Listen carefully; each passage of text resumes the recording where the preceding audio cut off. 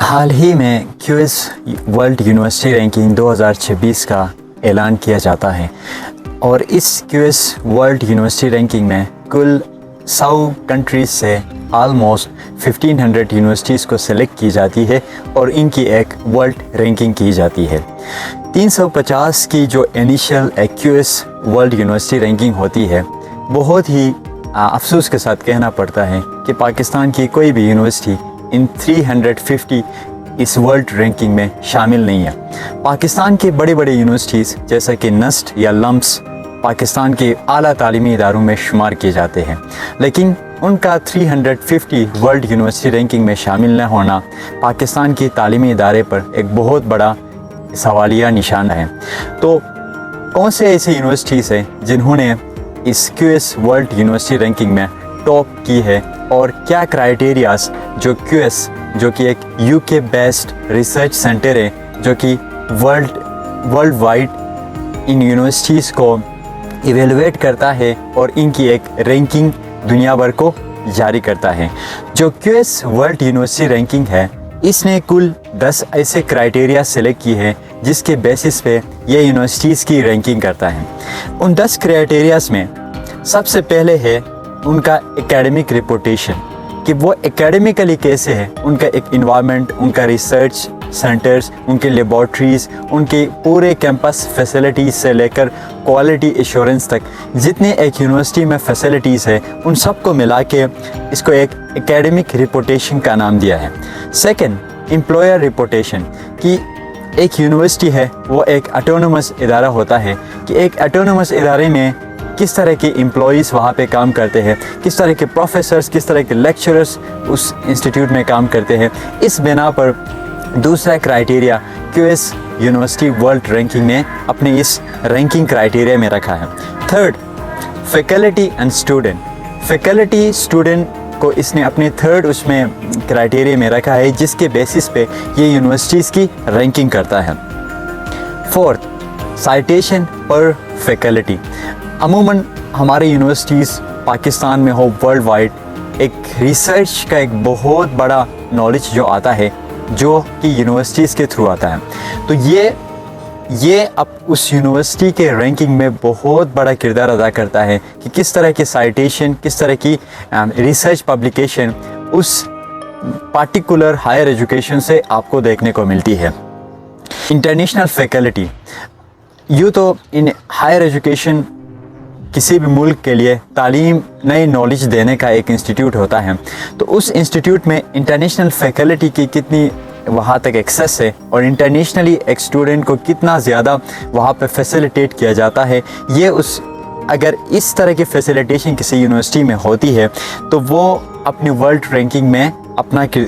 वो रैंकिंग को बेहतर बना सकता है। इंटरनेशनल स्टूडेंट्स हैं, बहुत सारे स्टूडेंट पाकिस्तान से डिफरेंट दुनिया भर के अच्छे अच्छे इंस्टीट्यूट में पढ़ते हैं,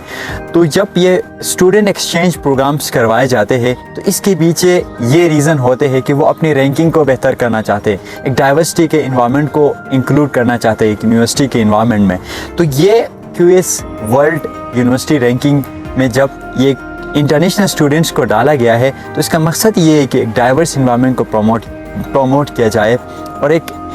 इंटर कॉन्टिनेंटल या इंटर कंट्री बेसिस पे नॉलेज को हायर इंस्टीट्यूट तक पहुंचाया जाए। इंटरनेशनल स्टूडेंट डाइवर्सिटी है कि वो diverse field of international students को वो हायर करते हैं, वो अपने इंस्टीट्यूट में इनको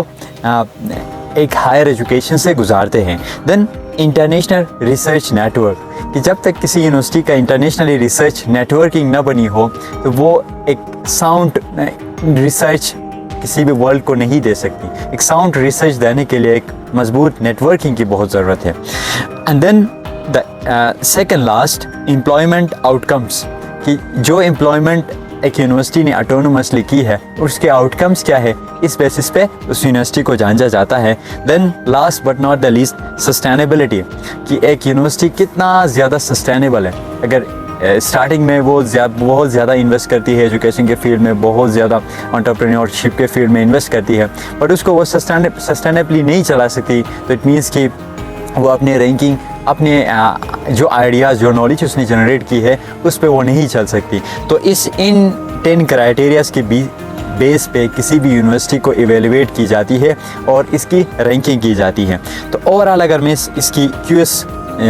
वर्ल्ड यूनिवर्सिटी रैंकिंग है, इसकी अब मैं स्कोरिंग देखूं तो MIT जो कि यूनाइटेड स्टेट्स ऑफ अमेरिका की एक प्राइवेट यूनिवर्सिटी है, इसने 100 आउट ऑफ 100 स्कोर जो है वो इसने अचीव की है, जिसकी बिना पर इसको टॉप रैंकिंग मिली है। सेकंड रैंक पे है इंपीरियल कॉलेज लंदन जो कि पब्लिक यूनिवर्सिटी है, जो कि स्टेट ऑन करती है यूनाइटेड किंगडम की। एंड थर्ड है Stanford university, again United states of America की, और ये जो कि एक नॉन प्रॉफिट ऑर्गेनाइजेशन है जो कि अपना थर्ड पोजीशन रखती है। एंड फोर्थ में ऑक्सफोर्ड यूनिवर्सिटी है जो कि पब्लिक यूनिवर्सिटी है यूनाइटेड किंगडम की। अपनी रैंकिंग प्रीवियसली इसकी फोर्थ थी, now it falls into previously इसकी थर्ड पोजीशन थी, now it falls into the fourth position. तो इसी बेसिस पे अगर इससे पूरे 1500 की रैंकिंग को देखे जाए तो पाकिस्तान की कायद-ए-आज़म यूनिवर्सिटी जो कि 354 रैंक पे इस वक्त मौजूद है और पाकिस्तान की सबसे टॉप यूनिवर्सिटी है इस टाइम पे। According to the QS world ranking के मुताबिक पाकिस्तान की टॉप यूनिवर्सिटी में कायद-ए-आज़म यूनिवर्सिटी ने अपना नाम बनाया है। और सेकंड टॉप यूनिवर्सिटी जो कि वर्ल्ड वाइड 371 पोजीशन पे वाक़ा है, जो कि पाकिस्तान का नस्ट यूनिवर्सिटी है, जिसने अपनी पोजीशन 371 पे बरकरार रखी है। तो ओवरऑल 1500 की इस दौड़ में पाकिस्तान की 18 यूनिवर्सिटियों ने अपनी पोजीशन बनाई है, लेकिन जो 350 जो टॉप यूनिवर्सिटीज़ तस्वूर की जाती है उसमें पाकिस्तान की एक भी यूनिवर्सिटी उसमें शामिल नहीं है।